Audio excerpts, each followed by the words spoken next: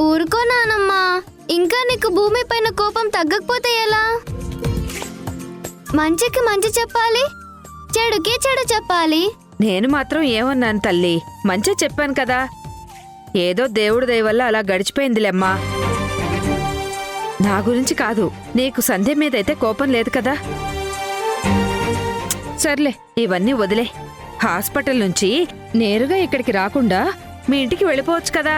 ఎలాగో రేపు వెళ్ళిపోతాను కదా, ఇప్పుడు ఎందుకు ఓడిపోయి వెళ్ళిపోవడం? భూమి, చాలా థ్యాంక్స్. నువ్వు కాపాడింది మీ నానమ్మనే కాదు, మా నానమ్మని కూడా. పార్వతి నానమ్మ అంటే నాకు వాణి నానమ్మ కంటే ఎక్కువ. ఈ ఇంట్లో నేను ఇన్నాళ్ళు ఉన్నానంటే దానికి కారణం పార్వతి నానమ్మే. నీ హెల్ప్ ఎప్పటికీ మర్చిపోలేను. చాలా థ్యాంక్స్.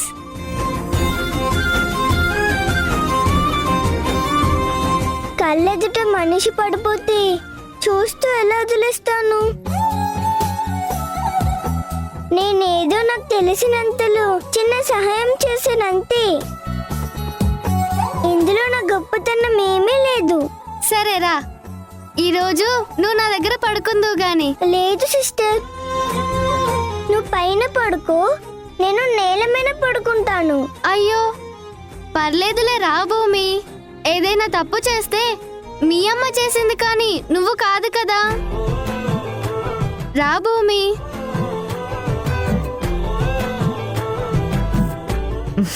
పెద్దింటి బిడ్డలకే ఇంత మంచి మనసు ఉంటుంది. తిట్టినా వాళ్లే, కొట్టినా వాళ్లే, దగ్గరికి తీసుకున్నా వాళ్లే. డబ్బుంటే మాత్రం మర్యాదిస్తారా? ఇలాంటి గుణం ఉంటేనే మర్యాదిస్తారు. అసలు ఆ ఇంట్లో పుట్టాలంటే, ఆ వింధ్య కడుపున పుట్టాలంటే ఎంత అదృష్టం ఉండాలి. ఎన్ని జన్మల పుణ్యమో ఈ బిడ్డ వింధ్య కడుపున పుట్టింది.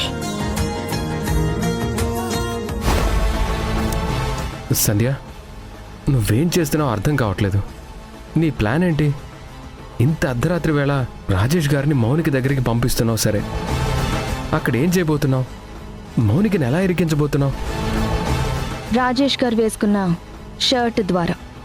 షర్ట్ ద్వారానా?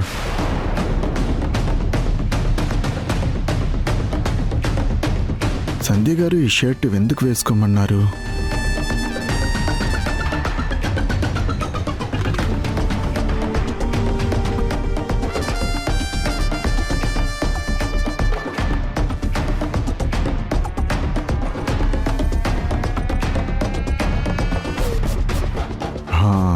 అర్థమైంది.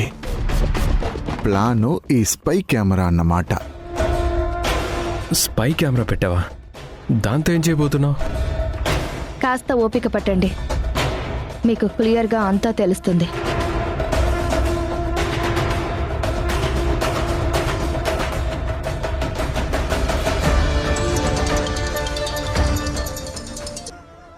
రాజేష్ గారు. సంధ్య గారు, మీ ప్లాను అర్థమైంది. తను నన్ను ఎలా మోసం చేసిందో తన నోటితోని చెప్పించి ఈ కెమెరాలో రికార్డ్ అయ్యేలా చేయాలి. అదే కదా మీ ప్లాను? సూపర్ రాజేష్ గారు, మీరు కరెక్ట్గా గెస్ చేశారు. ఇంకా ఆలస్యం చేయొద్దు, అన్ని విషయాలు తన నోటి నుంచే చెప్పించాలి. మిమ్మల్ని ఎలా మోసం చేసిందో, మీరు ఎలా తన ట్రాప్లో పడేలా చేసిందో తను చెప్పాలి. అప్పుడే వాణి అత్తయ్య, వింధ్య నమ్ముతారు. తను చేసిన మోసం తన నోటితో చెప్తే వింధ్య మిమ్మల్ని తప్పు పట్టదు. వింధ్య కోపం తగ్గడానికి, వాణి గారు మిమ్మల్ని అర్థం చేసుకోవడానికి ఈ సాక్ష్యం బలంగా ఉపయోగపడుతుంది. జాగ్రత్త, వాళ్ళసలే గుండెలు తీసిన బంటులు. అర్థమైంది సంధ్య గారు.